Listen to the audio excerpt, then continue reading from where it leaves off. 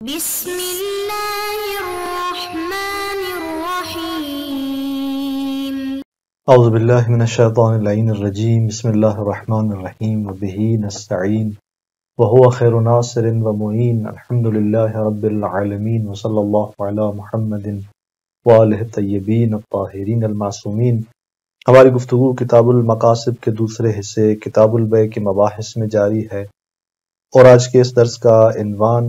تیسرے فقرے میں یوم تردہ کی کلمے سے بحث اور اس سے گفتگو ہے کہ گزشتہ درس کے اندر ایک اشارہ ہوا تھا لیکن بحث نہیں ہو پائی، اور آج کے اس درس کے اندر مفصل اس سلسلے میں گفتگو ہوگی۔ تو اس طرح آج کے ہمارے اس درس کے اہم مطالب میں سے ایک عنوان تیسرے فقرے میں یوم تردہ سے مراد کیا ہے اس کو بیان کیا جائے گا۔ اس کے بعد ایک اور احتمال، دوسرا احتمال جو اس تیسرے فقرے کے حوالے سے دیا جا رہا ہے اور اس کا جو رد شیخ انصاری بیان کرتے ہیں اسے بیان کریں گے۔ اس کے بعد صحیح اور معیب کے تفاوت کے لیے قیمت کی تعیین میں جو دو احتمال بیان ہو رہے ہیں کہ کس دن کی قیمت جو ہے وہ یہاں پر معیار ہوگی صحیح اور معیب کے تفاوت کے سلسلے میں، تو اس سلسلے میں جو دو احتمال بیان ہو رہے ہیں اس کو ہم یہاں پر بیان کرتے ہیں۔ چلتے ہیں اپنے پہلے عنوان کی طرف کہ جس میں شیخ انصاری رحمۃ اللہ علیہ تیسرے فقرے میں یوم تردہ سے مراد اور اس سے جو پہلا احتمال ہے اس کو بیان کرتے ہیں کہ وَأَمَّا قَوْلُهُ علیہ السلام فی جواب سؤال عن اصابت العیب، کہ امام علیہ السلام کا اس صحیح ابی بلاد کے اندر وہ جو قول ہے جو سائل کے اس سوال کے جواب میں تھا کہ جو سوال عیب کے اصابت کے سلسلے میں کیا تھا اس نے، کہ جب اس جانور پر کوئی عیب حادث ہو جائے، کوئی وہ عیبدار ہو جائے، مثال کے طور پہ کوئی اس کے لیے اس زخم ایجاد ہو یا کوئی عضو اس کا ٹوٹ جائے، تو اس طرح وہ جو سوال اس نے کیا تھا تو وہاں پر اس عیب کے حادث ہونے کی صورت میں جو امام علیہ السلام نے جواب دیا وہ اس طرح سے تھا کہ علیک قیمت ما بین الصحۃ والعیب یوم تردہ، کہ تمہارے اوپر ہے قیمت ادا کرنا صحیح اور معیب کے درمیان کی اس دن کے جس دن تم اسے واپس کرتے ہو، پلٹاؤ گے۔ اب یہاں پر ایک جو احتمال دیا جا رہا ہے کہ یوم تردہ سے کیا مراد ہے،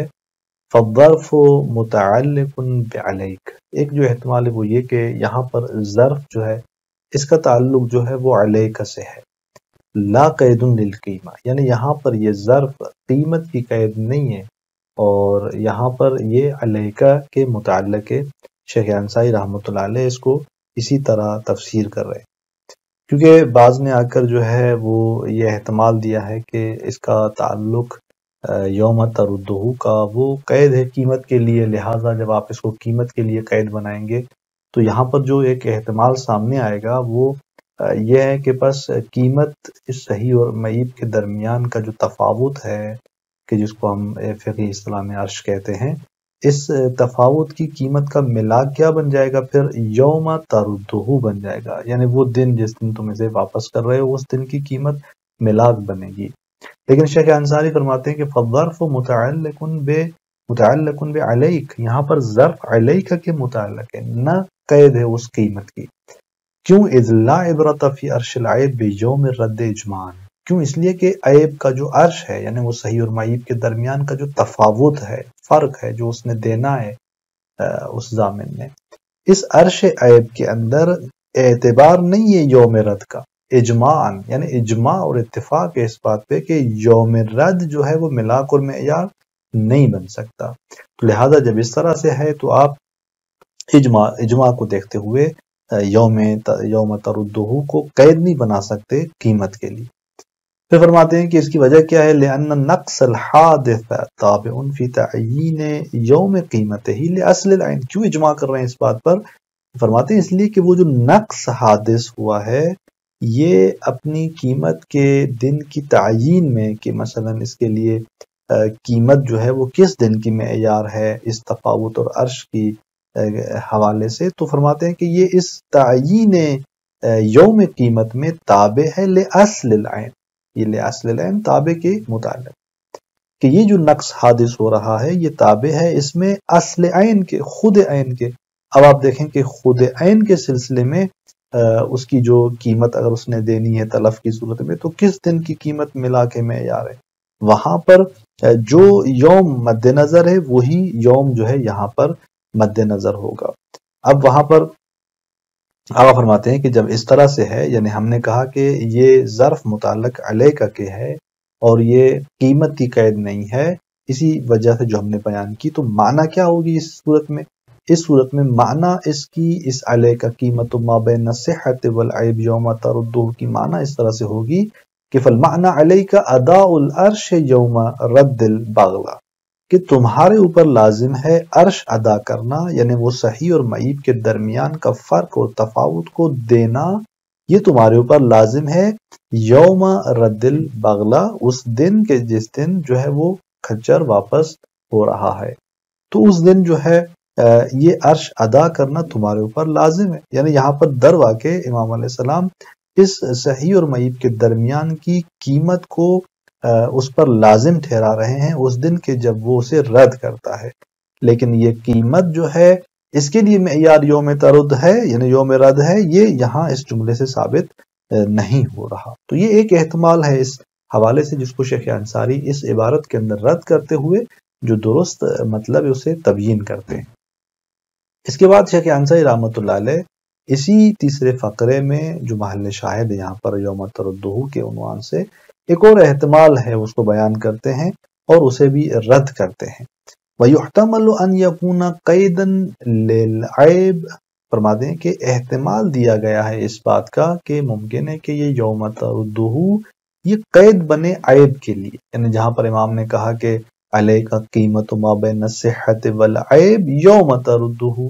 یعنی عیب جو ہے یہ کس دن کا اس کا عیب مد نظر ہے کہ جس کو نظر میں رکھا جائے یوم تردہ. اور اس صورت میں آپ فرماتے ہیں کہ مراد کیا ہوگی، معنی کیا ہوگی؟ والمراد العیب الموجود فی یوم الرد، یعنی وہ عیب مد نظر ہے یہاں پر صحیح اور معیب کے اس تفاوت اور عرش کے سلسلے میں، وہ عیب مد نظر ہے اس حیوان کا کہ جو اس یوم رد میں موجود ہے. اچھا، کیوں جو ہے یوم رد کے اس عیب کو یہاں پر مد نظر رکھا جا رہا ہے، اس کی وجہ کیا ہے؟ اس کے لیے آقا فرماتے ہیں کہ لاحتمال ازدیاد العیب الی یوم الرد، چونکہ ان پورے دنوں میں ممکن ہے کہ وہ عیب جو ہے زیادہ ہو گیا ہو. پہلے مثلا جو اس حیوان پر عیب حادث ہوا ہے، عیب آیا ہے، وہ عیب مختصر تھا، چھوٹا تھا، کم تھا. اب یہ جیسے ہی دن گزرتے جا رہے ہیں وہ عیب جو ہے بڑھتا چلا جا رہا ہے. تو جب تک یہ رد کرتا ہے اس عرش کو، اس یوم رد کے دن جو اس حیوان کا عیب جس کنڈیشن پہ پہنچ رہا ہے ممکن ہے کہ وہ بڑھ چکا ہو. لاحتمال ازدیاد العیب الی یوم رد، کیونکہ محتمل ہے کہ عیب جو ہے وہ زائد ہو چکا ہو، بڑھ چکا ہو اس یوم رد تک. فول مضمون، اور وہی کیا ہوگا، اس کے ذمے پر ہوگا کہ اس عیب کو نظر میں رکھے اور اس کے مطابق صحیح اور معیب کا جو عرش اور تفاوت ہے وہ ادا کرے. دون العیب القلیل الحادث اولا، نہ وہ عیب کہ جو مثلا قلیل تھا، کم تھا، چھوٹا تھا، حادث ہوا اولا اس پہلے دن میں. تو بس یہ احتمال موجود ہے کہ وہ عیب ان دنوں میں بڑھتا چلا جائے اور یوم رد اس کا عیب جو ہے وہ اس کے پہلے دن کی نسبت زیادہ ہوا ہو. یہاں پر شیخ اس کے احتمال کو رد کرتے ہیں، فرماتے ہیں کہ یہ احتمال درست نہیں ہے، لیکن یحتمل، یعنی اس کے مقابلے میں یہ احتمال موجود ہے کہ ان یکون العیب قد تناقص الی یوم الرد. فرماتے ہیں کہ لیکن محتمل ہے کہ وہ عیب یعنی کم ہو گیا ہو اس یوم رد کے دن تک، یا اس رد کے دن تک. جہاں آپ یہ احتمال دے رہے ہیں کہ وہ عیب بڑھ چکا ہو یوم رد تک، تو وہاں پر یہ احتمال موجود ہے کہ وہ عیب ممکن ہے کہ کبھی ان موارد میں کم ہوا ہو اس یوم رد تک. فرماتے ہیں کہ والعبرۃ حینئذ بالعیب الموجود حال حدوثہ. تو اس صورت میں اب مثلا اوائل میں وہ عیب جو تھا، پہلے دنوں میں وہ عیب زیادہ تھا، جیسے ہی وہ رد کا دن پہنچا تو عیب کم ہو گیا. اب یہاں پر معتبر کیا ہے، معیار کیا ہے؟ یوم رد کا عیب معیار ہے؟ نہیں، والعبرۃ حینئذ یہاں معتبر جو ہے وہ عیب ہے کہ جو موجود ہے اس کے حدوث کی حالت میں، حدوث کے وقت. تو اس طرح آپ فرماتے ہیں کہ یہ احتمال موجود ہے. کیوں آپ فرماتے ہیں کہ ہم اس کو معیار قرار دے رہے ہیں؟ لأن المعیب لو رد إلى الصحة أو نقص لم يسقط زمان ما حدث منه وارتفع على مقتضى الفتوى.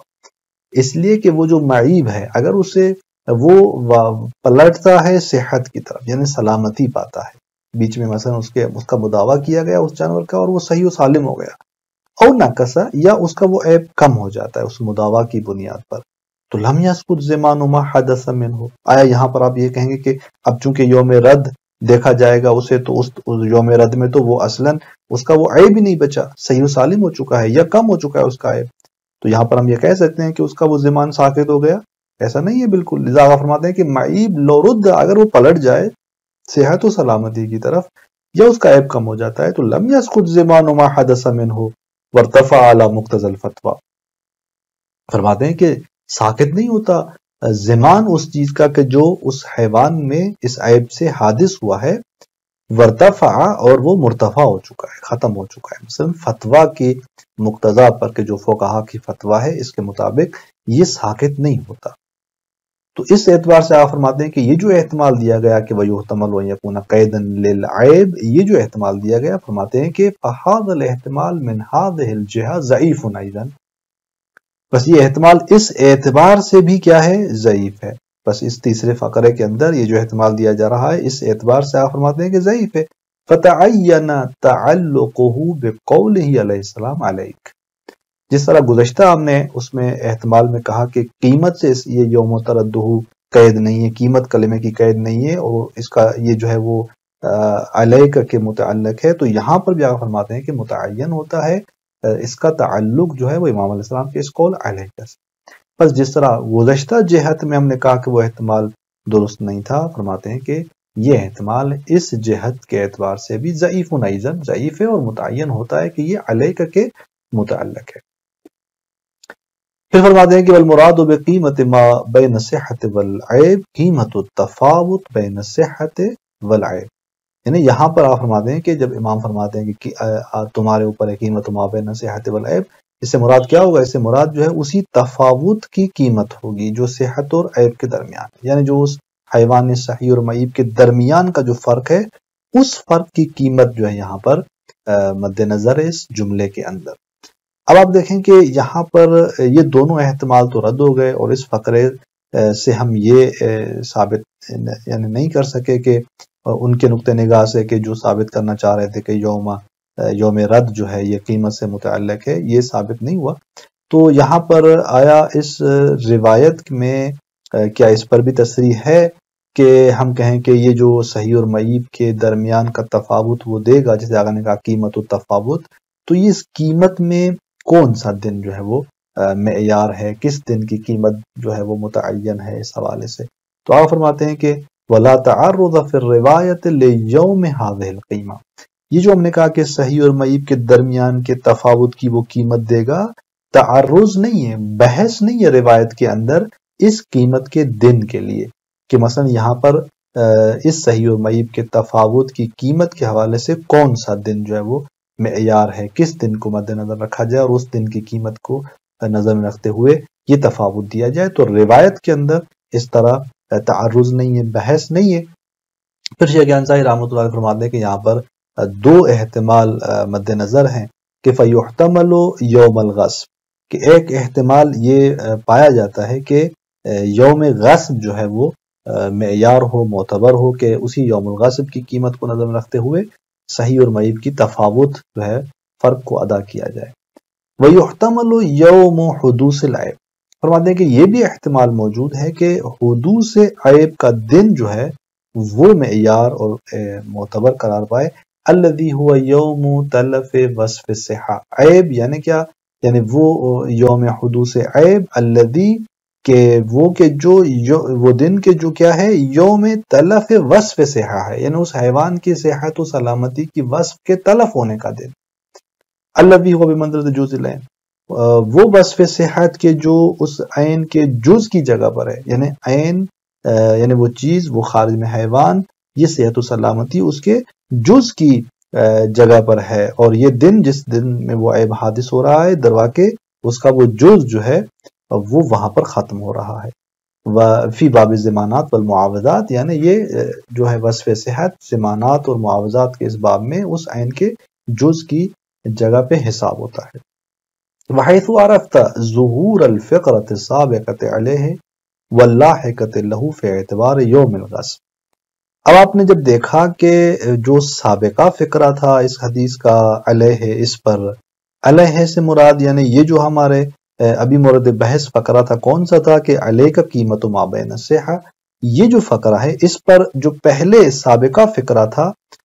وہ کون سا تھا کہ جس میں ہم نے کہا کہ نعم قیمت بغل یوم خالفتہ، یہ والا فقرہ جو سابقہ تھا اس کا ظہور آپ نے دیکھا۔ اسی طرح واللاحقۃ لہ جو بعد والا جملہ ہے یعنی او یاتی صاحب البغل بشہود، یہ جو بعد والا فقرہ جو اس کے ہے اس کا بھی ظہور آپ نے دیکھا کس چیز کے اندر ہے، حیث عرفت ظہور الفقرۃ السابقہ واللاحقہ فی اعتبار یوم الغصب، جب آپ نے دیکھا کہ اس سابقہ اور لاحقہ فقرے کا ظہور یوم الغصب کے اعتبار میں ہے کہ اس کو معتبر جانتا ہے، تو یہاں پر تعین حمل ھذا ایضا علی ذلک، تو متعین ہوتا ہے کہ اس فقرے کو بھی حمل کیا جائے اسی ہی مطلب پر یعنی یوم الغصب کے اعتبار پر۔ تعین حمل ھذا یعنی یہ جو مورد بحث فقرہ ہے کہ صحیح اور معیب کے درمیان کا تفاوت ادا کرے، اس کی قیمت کس دن کی قیمت معیار ہے، فرماتے ہیں کہ اس میں پھر متعین ہو جاتا ہے کہ ہم اسی کو بھی اسی ہی مطلب پر حمل کریں، یعنی یہاں پر بھی معیار جو ہے وہ یوم الغصب ہوگا۔ انشاءاللہ مابقی جو یہاں پر اسی یہ جو ہم یہاں تک ابھی صحیح ابھی ولاد سے استظہار کر رہے تھے ان فقرات سے کہ مراد یوم الغصب ہے اور اسی کو ثابت جان رہے تھے، معیار جان رہے تھے، تو اسی پر جو اشکال واقع ہو رہا ہے اگلے درس کے اندر ہم اسی اشکال کی طرف بڑھیں گے۔ والسلام علیکم ورحمۃ اللہ وبرکاتہ۔